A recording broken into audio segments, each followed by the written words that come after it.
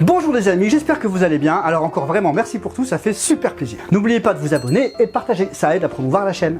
N'hésitez pas non plus à poster un commentaire, je réagis toujours même si ça peut prendre un peu de temps. Nous allons donc entamer une petite série de vidéos sur les manières que Dieu aurait pu utiliser pour venir se révéler aux hommes. Rappelez-vous, la fourmilière et le feu. Avez-vous réfléchi à comment vous y prendriez pour leur annoncer que si elles ne bougent pas, elles vont finir cramées? Au barbecue, les fourmis!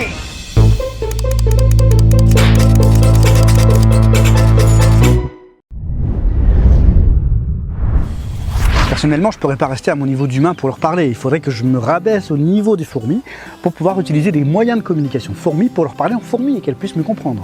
Donc, si Dieu veut nous parler, il doit lui aussi utiliser des moyens de communication que nous utilisons. Alors, avec quoi les humains communiquent-ils depuis la nuit des temps? La parole et l'image. On transmet, on communique différentes informations au travers de symboles, de dessins, d'écritures, quel que soit le support, comme des plaques de marbre, des murs de caverne, du papier, le web, le parchemin. Mettons pour l'instant de côté la parole pour se concentrer sur l'écriture. Mais comment savoir parmi tous les livres qui existent dans le monde lequel a été écrit et inspiré de Dieu?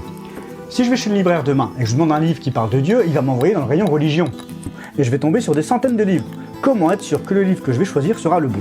Un livre inspiré de Dieu doit donc répondre à certaines caractéristiques. Tout d'abord, il doit parler de Dieu, mentionner qu'il vient de Dieu et qu'il en est l'auteur. Deuxièmement, le livre doit être d'un niveau de morale supérieur, au point même de nous bousculer dans nos convictions plus que de nous conforter dans notre vie. Et oui, une révélation ça bouscule, ça change ta conception de la vie, ça ne te conforte pas dans ce que tu sais déjà, dans ce que tu attends. Troisièmement, un tel livre doit nous parler du passé et de l'avenir. Seul Dieu sait tout. Rappelez-vous, Luke Skywalker ne connaît pas la grande image que George Lucas a créée dans l'univers de Star Wars. Quatrièmement, le livre doit être accessible à tout le monde, sur toute la Terre. Si c'est un livre en exemplaire unique, seul un tout petit nombre pourrait le lire. Donc, un livre venant de Dieu doit mentionner qu'il vient de Dieu et être accessible à tout le monde. Prenons donc quelques-uns des grands livres de l'histoire. Les écrits de Confucius sont très sages, mais ils ne répondent pas au premier point. Ils ne disent pas être de Dieu. Alors oui, ils ont un très grand niveau de moralité, mais ils ne se revendiquent pas de Dieu.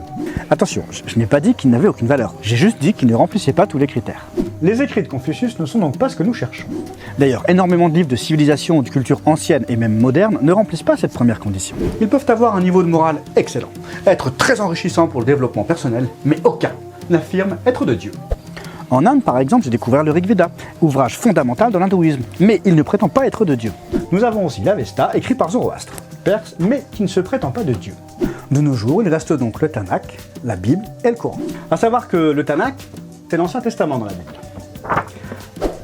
Vérifions ces livres. Est-ce qu'ils sont accessibles? Sur le site francetv.info, nous pouvons lire que la Bible s'est vendue à plus de 4 milliards d'exemplaires, dont la moins chère est à 1,90 €.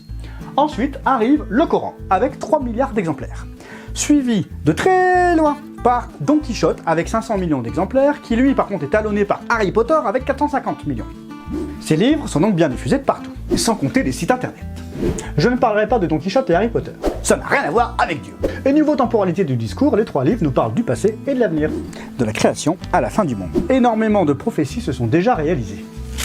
Les prophéties déjà accomplies se trouvent ici, et aujourd'hui, on en est là. Ah, là, on est dans la dernière saison, derniers épisodes.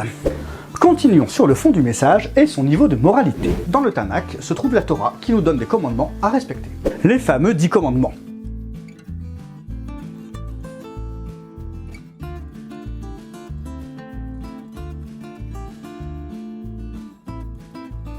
Et bien d'autres règles à respecter. C'est ce qu'on appelle la mitzvot. Oh là, tu parles chinois? Mais non, c'est de l'hébreu. Commandement d'ailleurs toujours débattu, mais qui compte en gros 248 commandements positifs, où il faut faire ci, il faut faire ça, et 365 commandements négatifs. Faut pas faire ci, faut pas faire ça. Dans le Coran aussi, il y a une liste de choses à faire et à ne pas faire. Il y a la loi de Moïse, la loi de Moussa, mais il y a aussi d'autres choses, comme par exemple les 5 prières par jour, le pèlerinage à la Mecque, et dans la Bible, il y a aussi les 613 commandements. Et oui, parce que la Torah, elle est dans l'Ancien Testament. Mais un jour, il s'est passé un truc. Un gars sorti de nulle part. Il y a quand même de très nombreuses prophéties sur sa venue. Ésaïe 53. Oui, mais tout le monde ne les reconnaît pas, nous verrons donc ça plus tard. Ce gars, c'est Jésus, Yeshua. Il a annoncé que parmi tous les commandements, les 2 les plus importants sont Matthieu 22, 37. Jésus lui répondit, tu aimeras le Seigneur ton Dieu de tout ton cœur, de toute ton âme, de toute ta pensée. En gros, tu ne t'aimeras pas plus que lui. Orgueil. On ne peut pas servir Dieu et maman. Soif des richesses.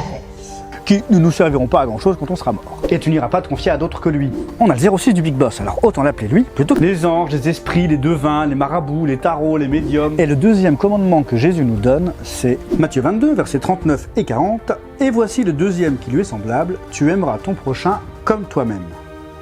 De ces deux commandements dépendent toute la loi et les prophètes. Même nos ennemis, même ceux qui ne t'aiment pas, même ceux qui n'ont pas les mêmes croyances que toi. En même temps, ces deux seules règles incluent toutes les autres. Bah oui, si tu l'aimes, ton prochain, tu vas pas aller le voler, tu vas pas lui mentir, tu vas pas le tuer. Et si tu aimes Dieu, tu te confieras en lui. Si tu sais qu'il est capable de tout, tu compteras sur lui. Et tu iras pas voir le grand Manitou du village, parce qu'aujourd'hui c'est le Black Friday des formules magiques.